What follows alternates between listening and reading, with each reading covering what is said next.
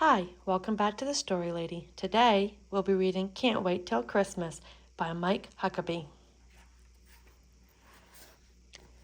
Christmas was Mike's favorite season. He loved making his wish list, decorating the tree, and eating as many Christmas cookies as he wanted. Mike even had fun trying to be good, but it was hard, especially when his mom and dad put presents for him and his sister under the tree early. 2 whole weeks early.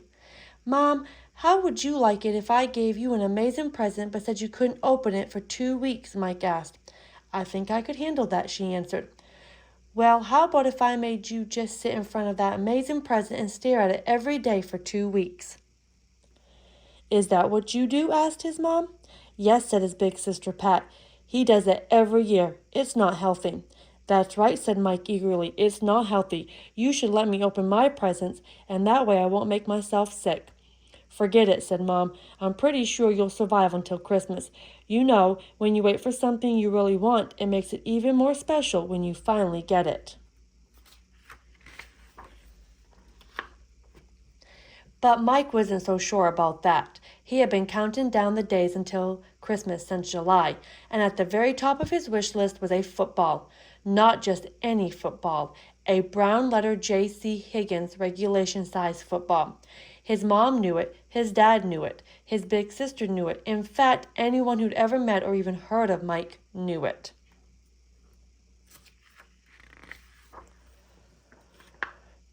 And now the pressure was starting to get to Mike. Was he going to get the football?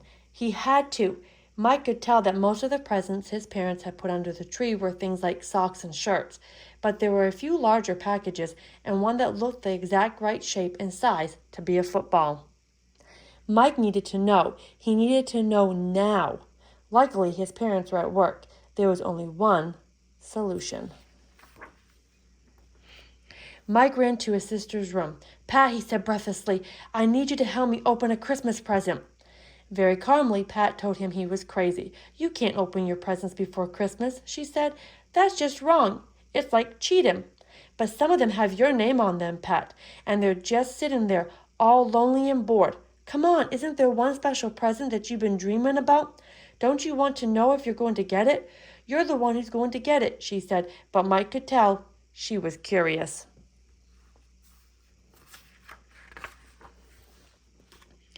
A few minutes later, brother and sister were in front of the tree. Now what do we do? Asked Pat. Let's see, said Mike. I count 6 presents for you and 6 for me. Wow, said Pat. Mom is really fair. Wait, said Mike. Do you realize it's only 12 days until Christmas and that we have 12 presents sitting right in front of us? This is fate. This is our destiny. This is the real 12 days of Christmas. What are you talking about? Said Pat.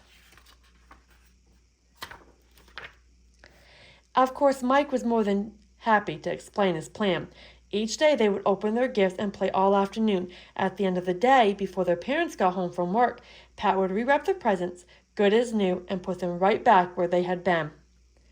This way, Mike said triumphantly, Christmas will last 12 days instead of just 1. Plus, we can stop bugging Mom and Dad about letting us open stuff early. I know they'll like that. I guess that makes sense, Pat said. Of course it does, said Mike. He picked up a certain package with his name on it and said with a sly smile, Let's open this one first. Pat examined it closely. The wrapping paper is very delicate, she said, shaking her head, and there are only 3 pieces of tape holding it together. This isn't going to be easy. Just open it. Open it. Mike was having a hard time holding himself together. Okay, don't rush me. Pat said, one fingernail between paper and tape. I think I can slide this baby right out the end, she said. Do whatever you have to do, commanded Mike. Yes, there it was in all its glory. Brown leather J.C. Higgins, regulation size football. Mike went berserk. He grabbed the ball. I got it, he screamed, leaping around the living room. Hallelujah, touchdown! Calm down, said his sister as she opened one of her presents. You better save some of your energy for Christmas morning. We're going to have to act surprised, delighted, and amazed. It's a deal, shouted Mike as he ran out the door to play football with his friends. It's a deal, said Pat, taking the microscope out of her new chemistry set.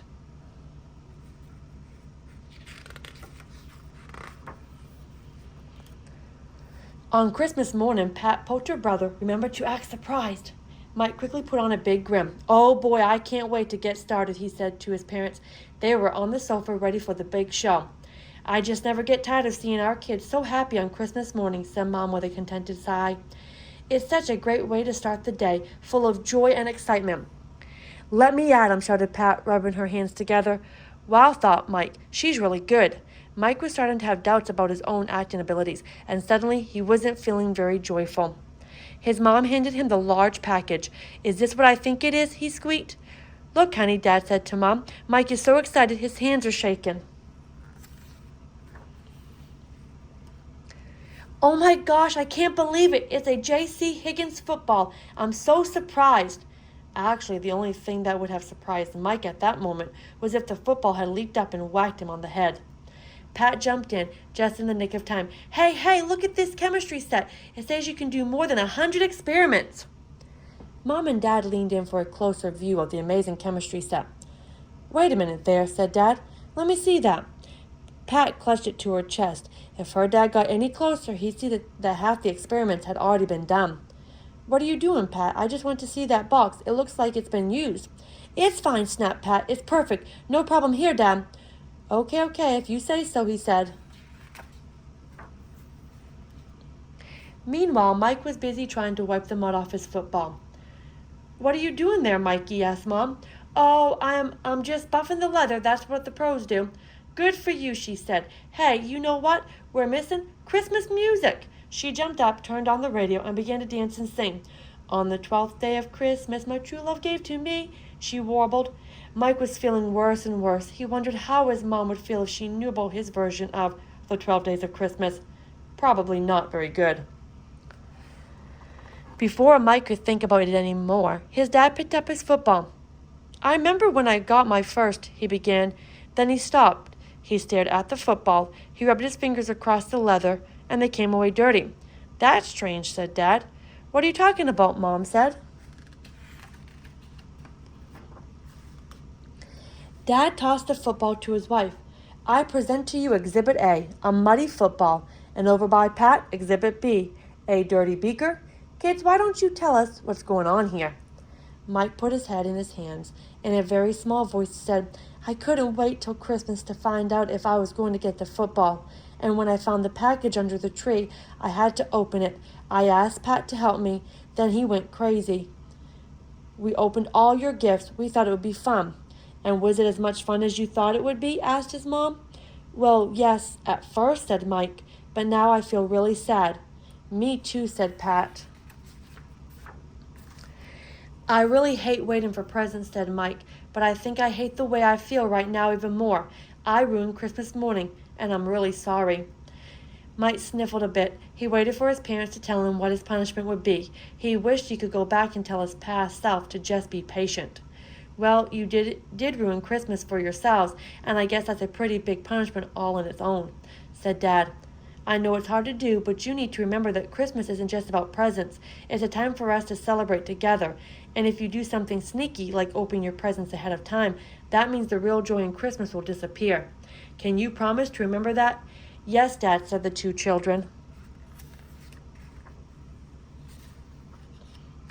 Mike and his sister kept their promise, and when next Christmas rolled around, they opened their presents, and they were surprised and delighted and amazed, and everyone could tell that they weren't faking. The end.